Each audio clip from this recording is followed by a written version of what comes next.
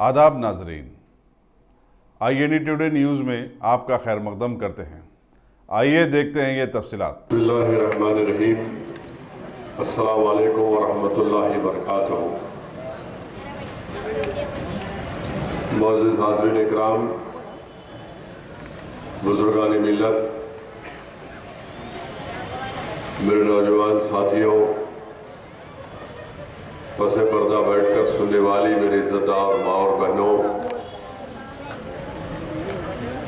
मजलिस इत्तेहादुल मुस्लिमीन के सदर मोतमदीन व अराकीन,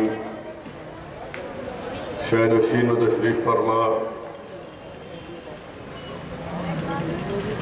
हज़रत मौलाना हैदर आगा साहब, हज़रत मौलाना मसूद हुसैन मुश्तैदी साहब, मजलिस इत्तेहादुल मुस्लिमीन के अराकीन असम्बली, नौ मुंतखब शुदा रुकन कानून साज कौंसल, अराकीन बल्दिया, अज़ीज़ान मिल्लत, मैं आप तमाम के दरमियान में खड़े होकर मजलिस इत्तेहादुल मुस्लिमीन के साबिक़ सदर क़ायद मिल्लत को ख़िराज तहसीन ख़राज अक़ीदत पेश करने के लिए ये जलसे का इनेकाद अमल में लाया गया है। अभी आप तमाम ने क़ायद मिल्लत के बारे में ज़िम्मेदारों की बसीरत फ़रोज़ तक़ारीर को सुना और यकीनन मजलिस इत्तेहादुल मुस्लिमीन कभी भी अपने मरहूम क़ायदीन के कुर्बानियों को और मेहनत को फरामोश नहीं कर सकती। मजलिस इत्तेहादुल मुस्लिमीन के इन्हीं क़ायदीन की मेहनत जुस्तजू की बिना पर आज मजलिस इत्तेहादुल मुस्लिमीन को ये मुकाम हासिल हुआ। जो लोग मजलिस इत्तेहादुल मुस्लिमीन को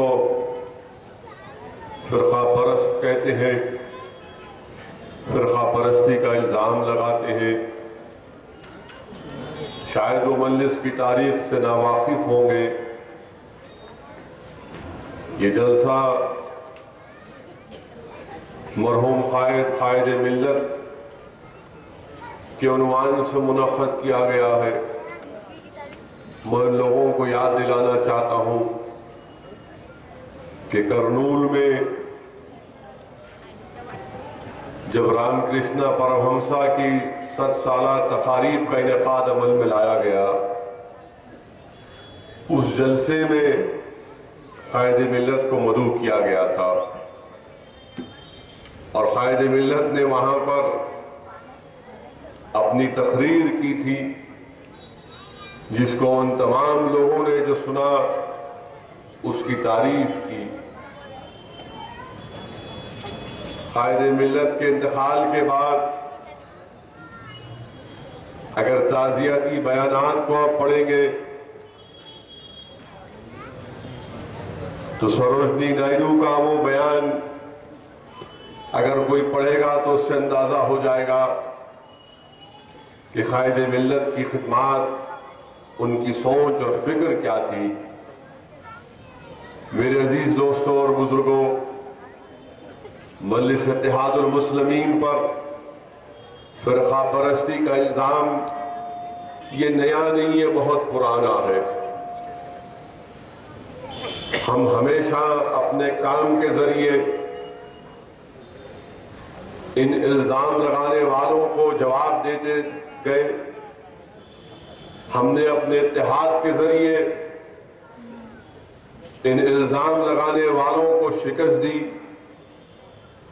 हमने इलेक्शन में हिस्सा लेकर हिंदुस्तान की जमहूरियत को भी मजबूत किया और इन इलेक्शन में हमने जब अपने इत्तेहाद की बुनियाद पर कामयाबियां हासिल की तो हमने इन इल्ज़ाम लगाने वालों को बताया कि असल फ़िरक़ा परस्त तुम हो जो हमको सियासी तौर पर मजबूत होने नहीं देना चाहते। आप तमाम लोग वाकिफ हैं कि इलेक्शन कमीशन ने आने वाले पार्लिमानी इंतखाबात की तारीख का ऐलान कर दिया और इंशाअल्लाह ताला 11 अप्रैल को तेलंगाना में पोलिंग इंतखाबात की हक राय दही का दिन है, वोटिंग का दिन है। तो मेरी आप तमाम से गुजारिश है कि आप अपने वोट का इस्तेमाल करिए। 11 अप्रैल के दिन सुबह के अवलीन सातों में निकलकर अपने वोट का इस्तेमाल करिए। मजलिस इत्तेहादुल मुस्लिमीन के उम्मीदवार को कामयाब करिए। मजलिस इत्तेहादुल मुस्लिमीन ने यह फैसला भी लिया कि हैदराबाद की पार्लियामेंट की सीट से हटकर जो दीगर 16 पार्लिमानी सीटें हैं, हल्के हैं, वहां पर मजलिस इत्तेहादुल मुस्लिमीन केसीआर की तायीद करेगी। मजलिस इत्तेहादुल मुस्लिमीन ने फैसला लिया कि पड़ोसी रियासत आंध्र प्रदेश की जो 25 पार्लिमानी सीटें हैं, वहां पर मजलिस इत्तेहादुल मुस्लिमीन जगन मोहन रेड्डी की तायीद करेगी। मजलिस इत्तेहादुल मुस्लिमीन बिहार का, बल्कि हिंदुस्तान का जो सबसे पसमानदा इलाका है, सीमांचल का वो गरीब इलाका जो बरसों से एक बेबाक आवाज को, एक बेबाक एमपी के लिए तड़प रहा है, वहां पर मजलिस के उम्मीदवार अख्तरुल ईमान साहब होंगे। जहां पर 18 अप्रैल को वहां पर इंतखाबात होंगे। तो मेरी आप तमाम से गुजारिश है कि आप अपने के वोट का सही इस्तेमाल करिए। महाराष्ट्र के ताल्लुक से भी वहां पर मजलिस ने जनाब प्रकाश अंबेडकर साहब की तायीद का ऐलान किया। वहां पर भी मजलिस इत्तेहादुल मुस्लिमीन अपनी इंतखाबी मुहिम को चलाएगी।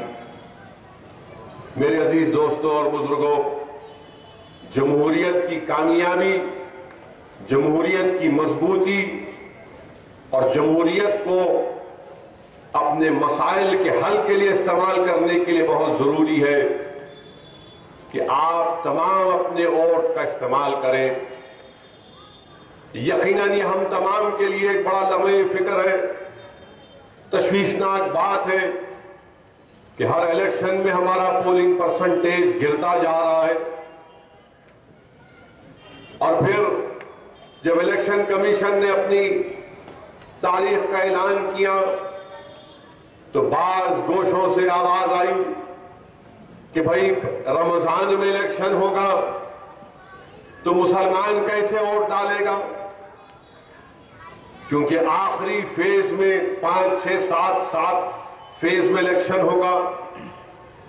तो माह रमजान इंशाअल्लाह ताला 5 मई को शुरू होगा अगर चांद दिखेगा। तो बाज़ हज़रात ने कहा कि कैसे मुसलमान निकल कर वोट डालेंगे। मैं उन लोगों को बताना चाह रहा हूं कि रमजान का इस इलेक्शन से कोई ताल्लुक नहीं है और हमको बहैसियत मुल्क पार्लिमानी इंतखाबात को जून 3 से पहले, जून की 3 तारीख से पहले उसको खत्म करना है।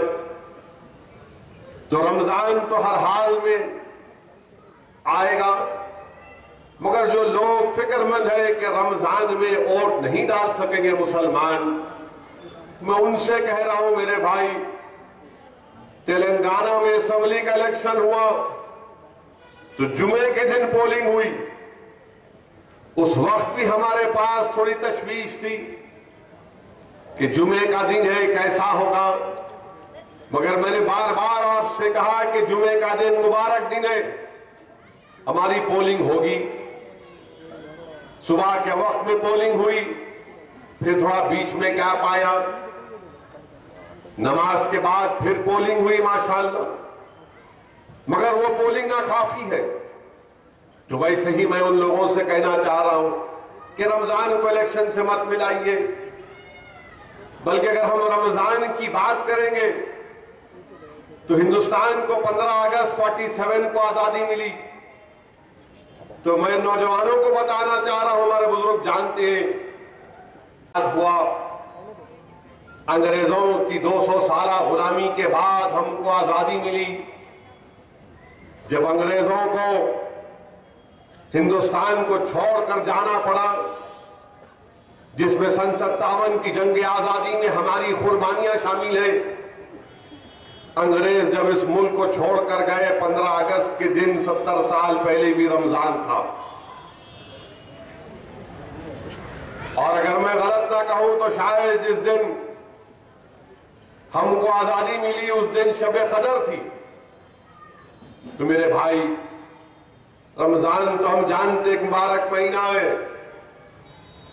तो जिन रियासतों में माह रमजान के दरमियान में इलेक्शन हो रहा है, मैं उन लोगों से कह रहा हूं कि कोई फिक्र की बात नहीं है। मुबारक महीना है, नुज़ूल कुरान का महीना है, और जब नुज़ूल कुरान का महीना है जिसमें शैतान को जंजीरों से जकड़कर अल्लाह जहन्नम में डाल देता है, जन्नत के दरवाजों को खोल दिया जाता है, नेकियों में इजाफा कर दिया जाता है, और एक एक नेकी पर 70 नेकी का इनाम, और जो रोजेदार रहता है उसका इनाम अल्लाह देगा। तो मेरे अजीज दोस्तों और बुजुर्गों, मुबारक महीना है। जो लोग रमजान को लेकर फिक्रमंद है कि कैसे पोलिंग करेंगे, मेरे दोस्तों, मुबारक महीना है। अल्लाह की रहमत जोश में रहती है। आप और हम साल के 11 महीने शैतान और नफ्स के भटकावे में आकर अपनी जिंदगी गलत रास्ते पर गुजारती है। जब अल्लाह उस माह मुबारक की रात की मुबारक घड़ियों में अपनी शान के मुताबिक आसमानों पर फरिश्ते पुकारते हैं कि है कोई अल्लाह से भीख मांगने वाला, है कोई अल्लाह से रिस्क मांगने वाला, है कोई अल्लाह से इज्जत मांगने वाला।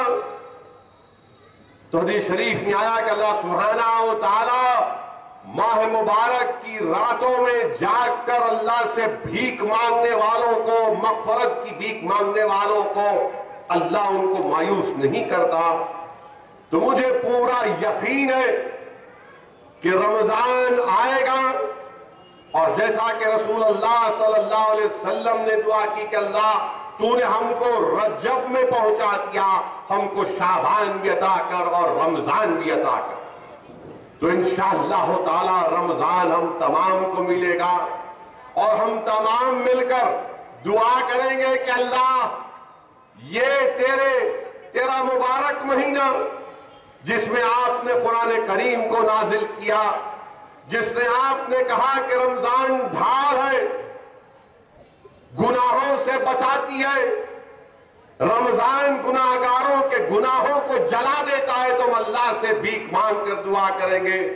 अल्लाह, जब तूने हमको बता दिया कि शैतान को जकड़ दिया जाएगा, तो परवरदिगार हिंदुस्तान में जितने जमहूरियत के दुश्मन शयातीन हैं, इनको भी तू जकड़ दे, इनको भी तू जंजीरों में डालकर इनको गुमनामी के वादियों में पहुंचा दे, जिन्होंने शयातीन के एजेंट नहीं बल्कि शयातीन की औलाद का रोल अदा किया। तो डरने की बात नहीं है, और हमारे पेट में अगर नहीं रहेगा तो हम बड़ा अच्छा काम करते हैं, भूखे रहकर हम बड़ा अच्छा काम कर सकते हैं। मुझे पूरा यकीन है कि इंशाअल्लाह ताला रमजान के महीने में दबाकर पोलिंग होगी, और जब 23 को नतीजा आएगा, अगर आज की चांद की तारीख से देखा जाएगा तो 23 मई को जो नतीजा आएगा उस दिन 17 रमजान, मारिके हक़ व बातिल, जंगे बदर। तो इंशाअल्लाह ताला अल्लाह सुब्हानहू व तआला हमको कामयाब और कामरान करेगा। तो मैं हमारे उन भाइयों से अपील कर रहा हूं कि जो रमजान को लेकर फिक्रमंद है, हरगिज़ फिक्र मत करिए, सुबह सहरी करिए, नमाज फजर अदा करिए, सीधा पोलिंग बूथ को जाइए और बटन दबाइए और कहिए अल्लाह शैतान को शिकस्त देने के लिए बटन दबा रहा है, ये काम हमको करना। और आपको तेलंगाना आंध्रा की आवाम को माह शाबान 11 अप्रैल आपको वोट डालना है। बिहार में अख्तरुल ईमान को कामयाब करना है इंशाअल्लाह ताला। बिहार में नीतीश और मोदी की हुकूमत जुल्म की इंतहा कर दी गई। सीतामढ़ी में एक वाकया पेश आया 3 मार्च के दिन, 2 नौजवान बच्चे गुफरान और तस्लीम को सीतामढ़ी बिहार की पुलिस ने उठाया और 2 दिन के बाद उनकी लाश को घर को पहुंचाया। गुफरान के मां बाप ने कहा कि जब हमारे बेटे की लाश हमको मिली तो हमारे बेटे के पैर की उंगलियों और उसके कुल्ले के ऊपर कीले मारे गए थे। अब आप अंदाजा लगाइए, नीतीश कुमार जो मिस्टर मोदी की गोद में बैठे हुए हैं, इनकी हुकूमत में गुफरान के पैर के उंगलियों के ऊपर कीले मारकर उसके कुल्ले के ऊपर कीले मारे गए और उनकी लाश को, गुफरान और तस्लीम की लाश को भेज दिया गया। गुफरान की पता कि मेरे भाई को गोली मार देते, कम से कम इस तरह तकलीफ दे देकर तो मेरा भाई नहीं मरता। अजीबोगरीब हुकूमत है नीतीश कुमार की।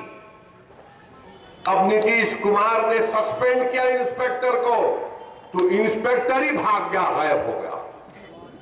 इंस्पेक्टर भाग गया, इंस्पेक्टर को नहीं पकड़ सका नीतीश कुमार। नीतीश कुमार, जब आप मिस्टर मोदी के साथ जाएंगे तो यही होता है कि जिसके पैर में कीले मारे जाते हैं वो इंस्पेक्टर भाग जाता है। कौन सी हुकूमत तुम चला रहे हो नीतीश कुमार? तुम पुलिस को सस्पेंड किए, मगर याद रखो गुफरान और तस्लीम की मौत के जिम्मेदार तुम्हारी हुकूमत है। तुम्हारी हुकूमत की वजह से इन बच्चों की मौत हुई है। मेरे अजीज दोस्तों और बुजुर्गों, क्योंकि ज़ाब्ती अखलाक नाफिद है, 10 बजे जलसा खत्म करना है, मैं आपसे सिर्फ यही गुजारिश कर रहा हूं कि हैदराबाद की पार्लियामेंट की सीट आपकी एक आवाज है।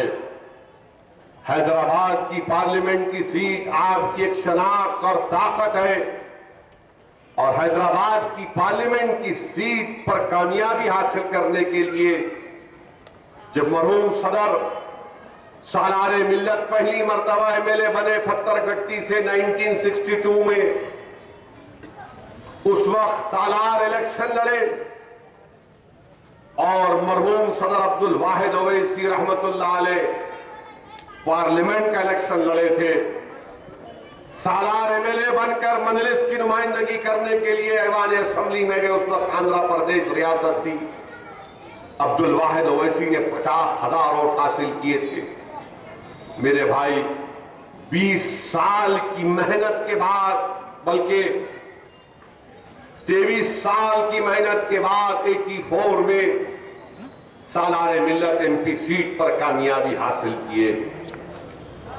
हमने मेहनत और जुस्तजू और इत्तेहाद की ताकत की कुव्वत और बलबूते पर इस हैदराबाद की सीट पर अपनी कामयाबी और इस पर अपनी कामयाबी को बरकरार रखा, अपनी बरतरी को बरकरार रखा। और दुनिया जानती है, देखती है कि हैदराबाद से मजलिस इत्तेहादुल मुस्लिमीन की कामयाबी, ये हमारे इत्तेहाद की कामयाबी है, ये सही मानों में हमारे कॉम्पोजिट कल्चर की कामयाबी है, ये हमारी सियासी सोच की कामयाबी के साथ गंगा जमुनी तहजीब की कामयाबी है। इसीलिए मुखालिफीन मजलिस को ये बात हमेशा सताती रहती है कि कैसे हैदराबाद की पार्लियामेंट की सीट से मजलिस इत्तेहादुल मुस्लिमीन की कामयाबी को रोका जाए। असेंबली का इलेक्शन हुआ, बहुत बड़े बड़े लोग आए, बड़ी बड़ी बातें की, हैदराबाद की आवाम ने उनको सुना और सुनने के बाद मजलिस इत्तेहादुल मुस्लिमीन के उम्मीदवारों को कामयाब किया। अखबार के मालिकीन ने अपने अखबार को काला किया और अपनी जेब में जो अखबार को काला करने के पैसे उनको मिलते थे, उन्होंने मजलिस को बदनाम करने के लिए झूठी खबरें डालकर अपनी जेब को तो गर्म किया, मगर अल्लाह ने उनको शिकस्त दी। मेरे अजीज दोस्तों और बुजुर्गों, अब फिर इलेक्शन का मौसम है, फिर आएंगे। जैसा इलेक्शन का मौसम आता है, ये तमाम के तमाम समझते हैं कि बेटा ऑटो का मीटर डाउन कर, अब कुछ मिलने वाला है मजलिस के नाम पर। तो अब आप देखेंगे कि नए नए जो अब सो गए थे 2.5-3 महीने से, कोई आएगा मैं फेसबुक पे मैं ऐसा बोला, कोई ऐसा बोला। मेरे भाई, इनकी फिक्र मत करिए, इनका काम सिर्फ यही है कि मजलिस को गाली देने से इनका पेट भरता है, इनका घर जलता है।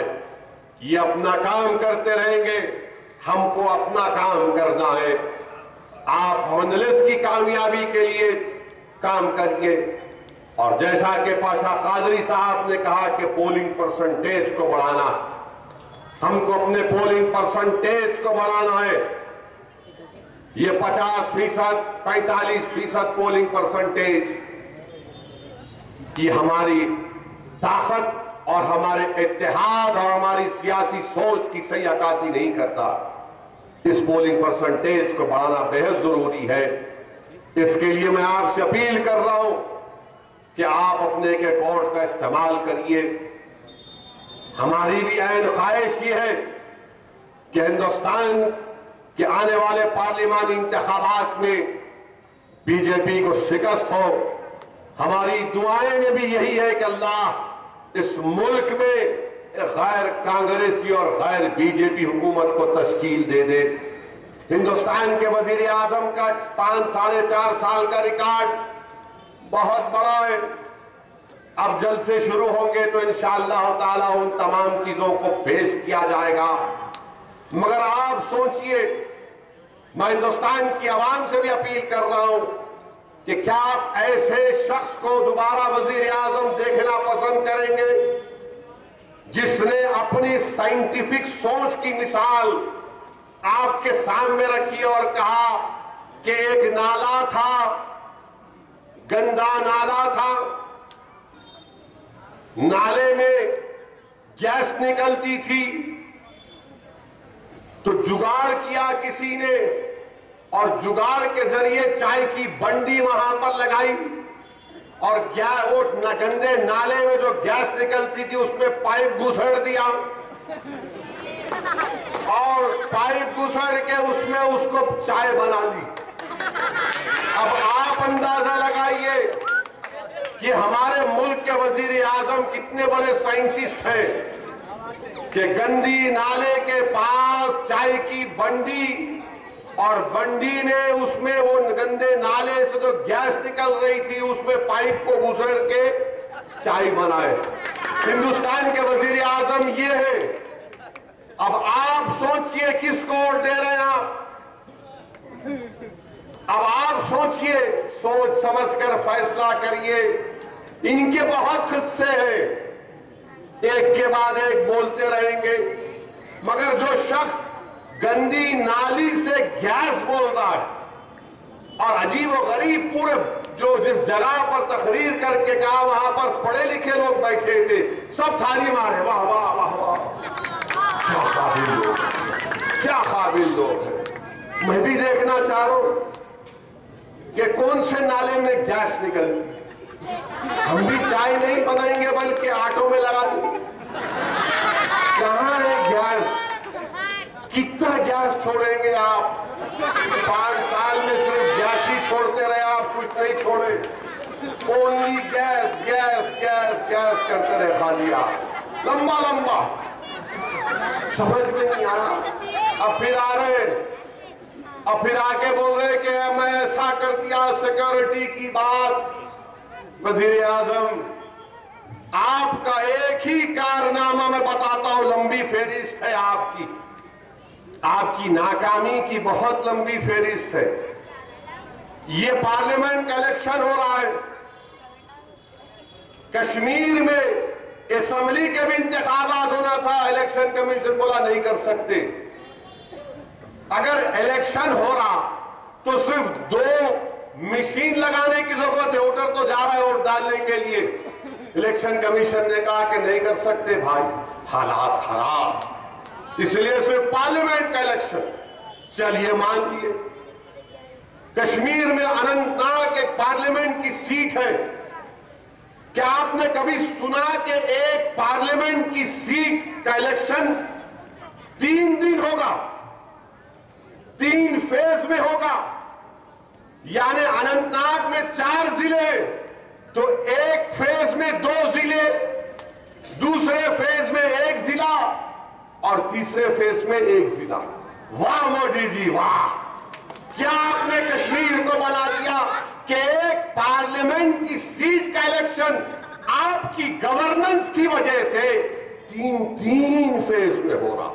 माशाअल्लाह, अल्लाह आपको नजरे बद से बचाए। मगर आपकी नजर कश्मीर को लग गई।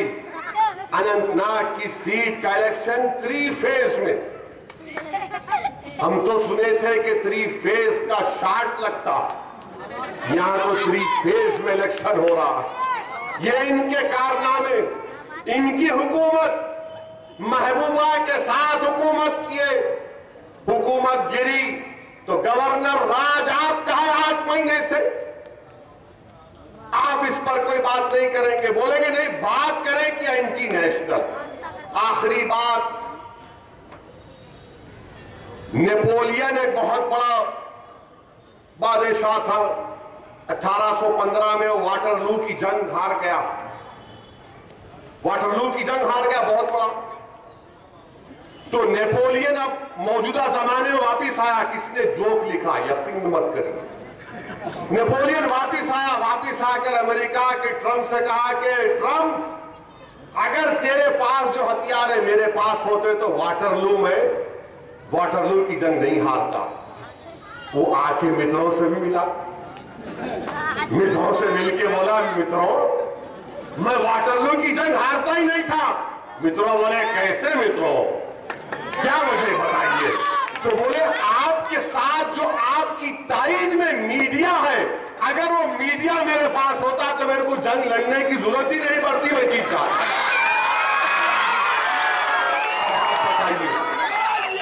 ये अभी ओनली 2 वाकयात शुरू किया हूं। इलेक्शन चलेगा अपन और बोलेंगे, मगर 2 से स्टार्ट किए हैं, आगे बहुत है। मित्रों की लंबी फेरिस्त है, इसीलिए इनको बड़ी तकलीफ होती। ये शेरवानी असेंबली पार्लियामेंट में नहीं दिखना, इन्हें खड़ा हुआ कि कुछ ना कुछ अरे हम बोल लेंगे और बगैर खौफ के बोलेंगे, इखलास के साथ बोलेंगे। यही मजलिस इत्तेहादुल मुस्लिमीन की खुसूसियत है कि 540 का ऐवान है और सबको इंतजार होता है कि हैदराबाद का ये शख्स क्या कहेगा। ये हैदराबाद का शख्स जो कहता है वो हैदराबाद की आवाम के दिलों में छुपे हुए जज्बात को अपनी जबान पर लाकर तर्जुमानी करने की कोशिश करता है। 11 अप्रैल के दिन निकलकर अपने एक वोट का इस्तेमाल करिए। और मजलिस इत्तेहादुल मुस्लिमीन को कामयाब करिए। शुक्रिया, खुदा। अगर आपने हमारे चैनल को सब्सक्राइब नहीं किया है तो आपको यहाँ सब्सक्राइब बटन दिख रहा है, उसे क्लिक करिए और सब्सक्राइब कीजिए और साथ ही साथ बेल आइकॉन को भी क्लिक करिएगा जिससे कि आपको ताज़ा अपडेट मिलते रहें।